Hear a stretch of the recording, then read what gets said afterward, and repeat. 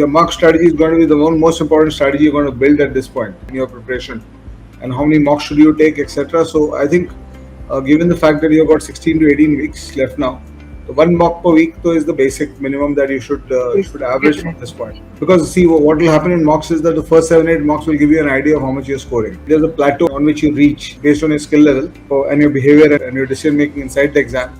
There's a plateau you reach after some time during your preparation. So out of 228 marks, if your plateau is at 40, 50, or your plateau is 70, so whatever your plateau is, so you will have to go ahead and start working from there.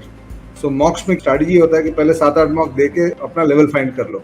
Verbal में कितना score कर रहे हो, DILR में कितना score कर रहे हो, क्वांट्स में कितना स्कोर कर रहे हो. तो सपोज तुम्हारा एक ब्रेकअप आता है कि वर्बल 20 स्कोर करते हो, डीआईएलआर 15 के आसपास स्कोर कर रहे हो और क्वांट्स 30 स्कोर कर रहे हो. So that means you are hitting a 60 to 70 का net score, which means you are heading to around 90-92 percentile overall in the CAT.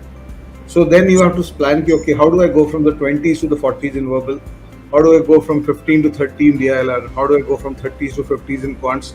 That plan you have to create and you have to execute that plan in your basic preparation and then keep coming back to the test. So test mein improvement happens through two dimensions of work. One dimension is when you go back to your skills and improve your skills. The second dimension is when you analyze your performance and start taking better decisions and start controlling your mind better inside the exam.